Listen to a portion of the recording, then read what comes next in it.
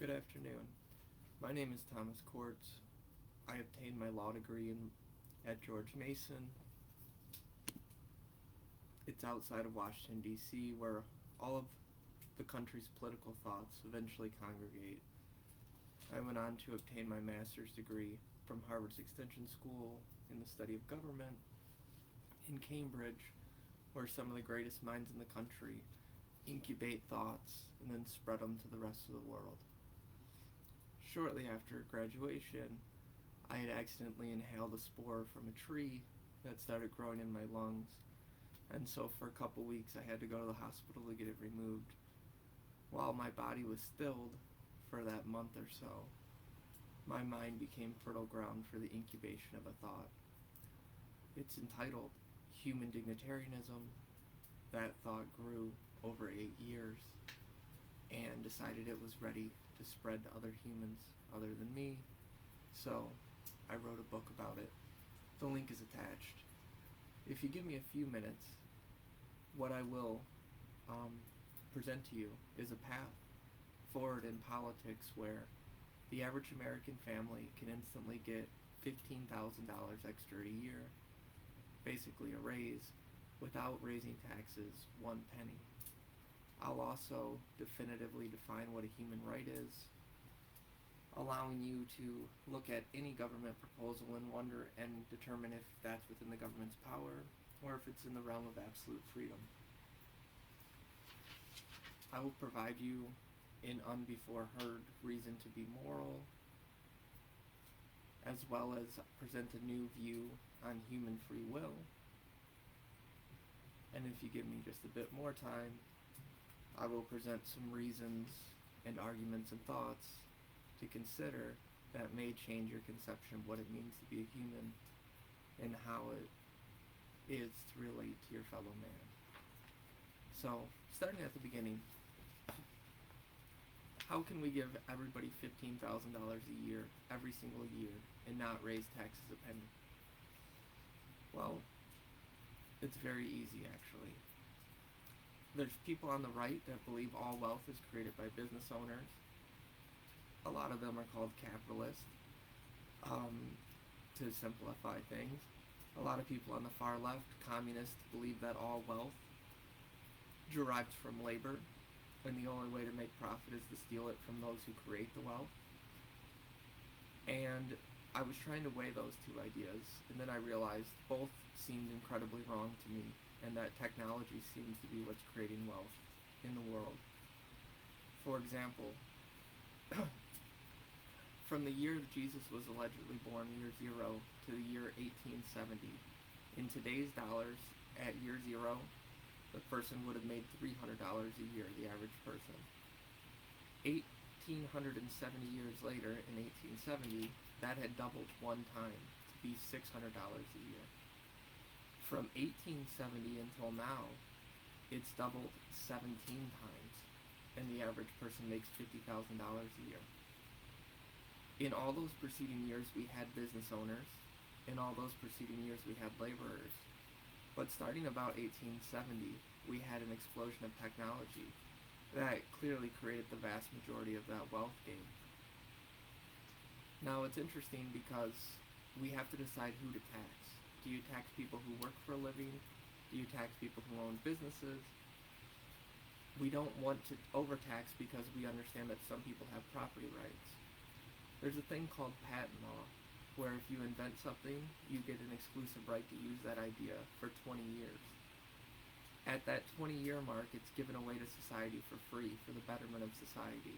And that's why we do it, so other inventors can invent new inventions off of that. I derived a formula to figure out how much of the economic growth is created from unpatented technology, because nobody really owns that anymore. It's already been given away. And in my formula, I've determined that unpatented technology creates enough wealth to pay all the taxes that everybody pays, and still have $2.7 trillion left over to make education free and to spend however else society wants to. And that's without raising taxes at all.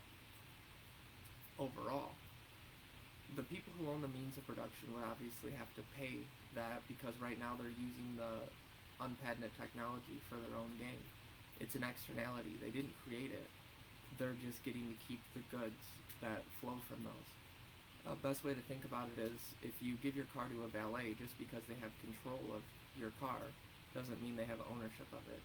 The people who own the means of production, which are factories, workplaces, they're using these technologies that inventors created and that are now unpatented to create enough wealth to pay for all the taxes. So I'm just suggesting that that amount of money be taxed and all taxes be forgiven. Now, even if you don't think you pay a lot of taxes because the government gives you a couple $1,000s back each year, trust me, you do. You know, here in Michigan we pay 6% on everything we buy. That's a good. There's gasoline tax. Homeowners pay taxes. If you rent, your rent's higher because of the taxes you pay. About 16% of your paycheck that you don't see that's taken out is also matched by your employer. So huge amounts of taxes are paid. And on average, it's $15,000 per average family that could go to them. The book outlines this in a lot more detail. It's way too complex to discuss here. But I just want to give you a teaser on every point in the book, and if you'd like, you can read it yourself. My next thing is a human right. We often hear this is a human right, that's a human right, but we're not given any definitive definition of what a human right is. That's a very dangerous thing, because if you claim everything's a human right, or you claim nothing's a human right, you claim whatever you feel like is a human right, it's always a changing scape. Without a set definition, you can never put any activity that the government suggests into a formula and spit out definitively what a human right is. In my book, I outline what a human right is finally. It's whatever activity a human can do more effectively than the government. That is an absolute human right. The book goes more into it, but it's because in the state of nature before government, we were all free to enter the government or not enter the government. We only entered the government to make ourselves better off, because the government could help us achieve certain ends more effectively than we could. They could help us build roads, they could more effectively help defeat crime, but humans love freedom, and we would have kept as much freedom as we possibly could when making that agreement. And so any activity that we can do more effectively than the government, we wouldn't have given away to the government. For example, free speech. The government can't help you express yourself and determine what you want to say more effectively than yourself. Therefore, free speech is an absolute human right. The book, of course, goes into much more detail.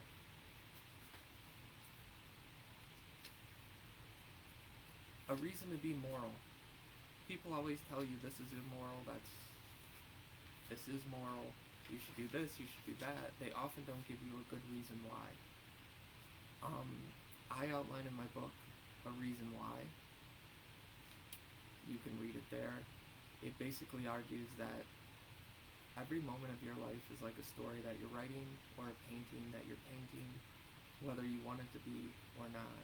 Every moment you live has meaning because you're creating this story.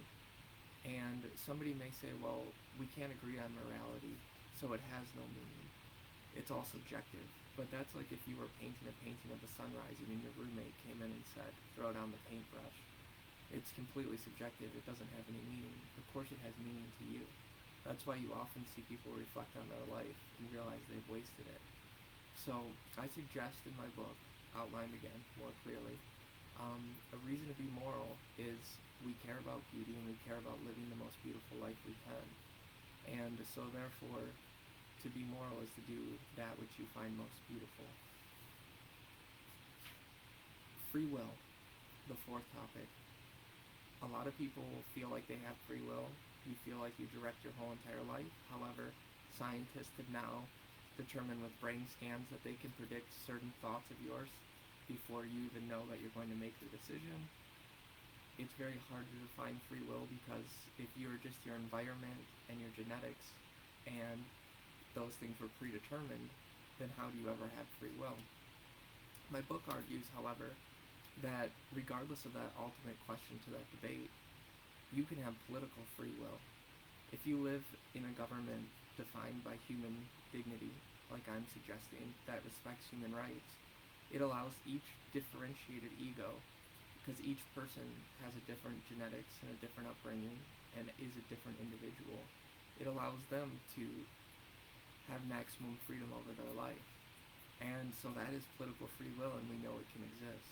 Whereas if you live in a totalitarian state, with a dictator who stomps on your rights, you no longer have political freedom. And so political free will is an achievable objective. And obviously we prefer freedom, and we love the idea of free will, and we can give birth to that here on Earth. The last minor point in my book is about unity. We often feel very different from our fellow man. But I argue that that's an illusion. We all come from the Big Bang. We were all in one singular point before the universe exploded, so we all were one. Then a process of differentiation occurred, and we split into many different beings and many different egos. But there's a huge underlying unity there. We often find meaning in belonging to a family because we're 50% genetically related to our father or our mother. However, there's roughly 3 billion genes, and there's only 118 elements. So if you consider that, we all are made of those elements. And on top of that, we're 60% water. We're all 60% the same, more than the 50% if you look just at the elements than we are genetically. However, genetics have had a great, even if it's subconscious, pull on how we operate in politics. We were originally in small tribes who cooperated within the tribe, but were opposed to people in other tribes outside of ours because they shared different genetics. And that has really affected the way we interact with other human beings. However, we have to transcend that now, because as technology grows, the ability to destroy the world grows. Nuclear weapons can destroy the world, whereas they couldn't 150 years ago. Biological weapons, as we've seen from COVID, could easily destroy the world. If we don't put an end to war by uniting all of the countries in unity, then we risk the extermination of the human race. An unknown, very little known fact in political science is 2 democracies have never went to war with each other. And so one way forward is to unify the world in a democratic system, and then eventually destroy the nuclear weapons, destroy the biological weapons, and give us a pause and a break between their activation. When there's one crazy person in control of a nuclear weapon, such as in North Korea, it's just a matter of time until the world's exterminated.